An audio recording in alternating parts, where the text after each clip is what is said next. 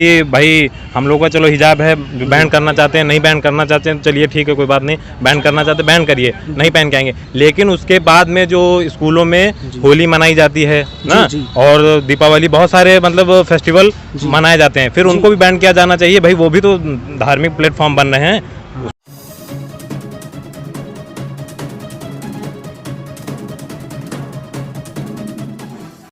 नमस्कार दोस्तों मैं अभिषेक कुमार मौर्य। दोस्तों आज के इस वीडियो में हम बात करेंगे, चर्चा करेंगे इस पार्क के अंदर कि जो कर्नाटक से एक नफरत की आंधी चली है, तो उसने मौजूदा प्रदेश में किस प्रकार से वातावरण बनाया है और दिल्ली के राजनीतिक गलियारों से लेकर यूपी के चुनाव में उसका क्या असर देखने को मिलता है। दोस्तों इसी पर हम आज मौजूदा यहाँ के लोगों से उनके विचार विमर्श करेंगे।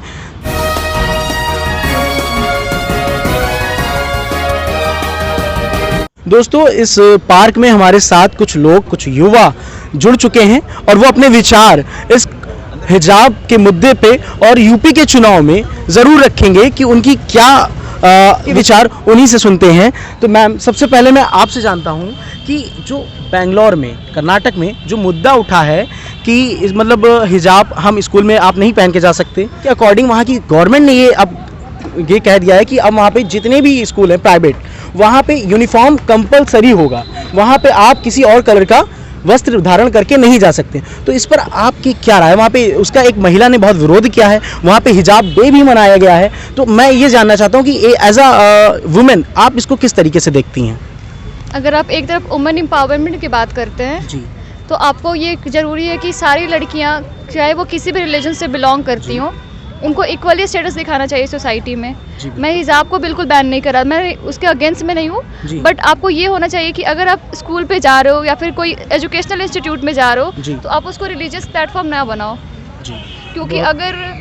क्योंकि अगर लड़कियां हिजाब पहन के जाएंगी तो हिंदू भी लड़कियां तो हो सकता है ना कि दुपट्टे लेकर जाएं, या फिर लड़के भी अपने धर्म का प्रदर्शन करें। मैम ने बहुत अच्छी बात करी है कि जैसे आज अगर हम देश में अगर शिक्षा के स्थान पे धार्मिक और मजहबी बातों को लेकर जाएंगे, तो हो सकता है वो बातें कैंटीन तक पहुंचे। कि ये भी हो सकता है कि एक मुस्लिम व्यक्ति है जो कि कहे मैं हलाल का खाना चाहता हूं, तो उसके लिए अलग कैंटीन दिए जाए।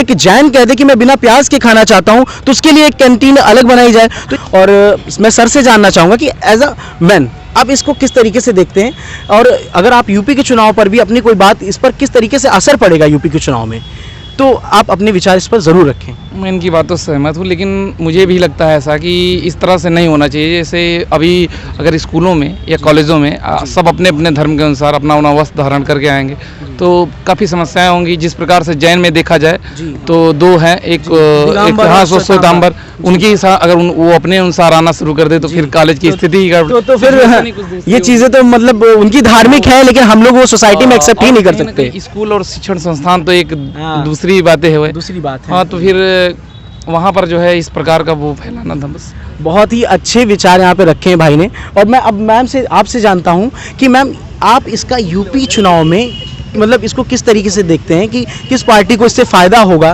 किस पार्टी को नुकसान होगा, या यहाँ की जनता तक क्या मैसेज जा रहा है, और यहाँ की जनता में जो माहौल बन चुका है हिजाब के प्रति, इसके प्रति एक डे भी बनाया गया हिजाब डे, तो उस पर आप क्या कहना चाहती हैं? जैसा कि हमारे दोनों कलीग्स ने बताया वो बिल्कुल सही है और मैं उस पर सहमत हूँ। और जो चुनाव का आपने मुद्दा बताया है तो वो एक बहुत बड़ा मुद्दा है, क्योंकि यहाँ पे जातिवाद तो इतनी चलती है। जी बिल्कुल। और अभी जो चल रहा है तो बहुत बड़ी बात है कि जातिवाद, हिंदू मुस्लिम सिख ईसाई जो भी चल रहा है, जी। और अभी तो ज़्यादा भगवाधारी चल रहे हैं ऐसा बताया जा रहा है, और मैंने भी देखा है। तो यही है जो भगवाधारी है, और जो सपा एक देखो जो यहाँ पे जो नेता लोग हैं एक दूसरे की टांग खींचने में लगे रहते हैं, मुद्दा चाहे कोई भी हो। हाँ, ये बिल्कुल सही बात है कि हिंदू और मुस्लिम, श्रवण और दलित के इन जो कंट्रोवर्शियल ये जो मुद्दे हैं, ये जो इनमें कहीं ना कहीं हमारी सियासत फंस के रह जाती है। जनता तक जो सही चीज़ें मायने स्वास्थ्य, शिक्षा, ये नहीं पहुंच पाती हैं, और हम इन मुद्दों पर फंस के रह जाते हैं। और हर चुनाव में सिर्फ यही वादे हो सकते हैं, लेकिन कभी हम अगर एक आम शहरी की मूलभूत सुविधाओं पर बात करें तो सरकार कहीं ना कहीं शून्य रह जाती है। चलिए तब तक हम भाई से पूछते हैं कि भाई के क्या विचार हैं जी एक राजनीतिक मुद्दा है ये। जी ये राजनीतिक मुद्दा इसलिए है जी। क्योंकि भाई हम लोग का चलो हिजाब है, बैन करना चाहते हैं, नहीं बैन करना चाहते हैं, चलिए ठीक है कोई बात नहीं, बैन करना चाहते बैन करिए, नहीं पहन के आएंगे। लेकिन उसके बाद में जो स्कूलों में होली मनाई जाती है ना, और दीपावली, बहुत सारे मतलब फेस्टिवल मनाए जाते हैं, फिर उनको भी बैन किया जाना चाहिए। भाई वो भी तो धार्मिक प्लेटफॉर्म बन रहे हैं, उसको भी तो बैन किया जाना। खाली मैम क्या आप इस पर कुछ कहना चाहती हैं? हिजाब पे ही भाई, इस पे भी तो बात होनी चाहिए। आप इस पर कुछ तो होली हो या फिर आप कोई भी फेस्टिवल अपने कॉलेज में सेलिब्रेट कर रहे हो, या फिर मैं नहीं चाहता हूँ भाई, जब मैं नहीं जाऊँगा, मुझे एतराज है। आप मेरा अगर बैन करना चाहते तो बैन करिए, लेकिन उस पर भी भाई बंद होना चाहिए कि नहीं कि आप होली मनाइए, दीपावली मनाइए। ये बात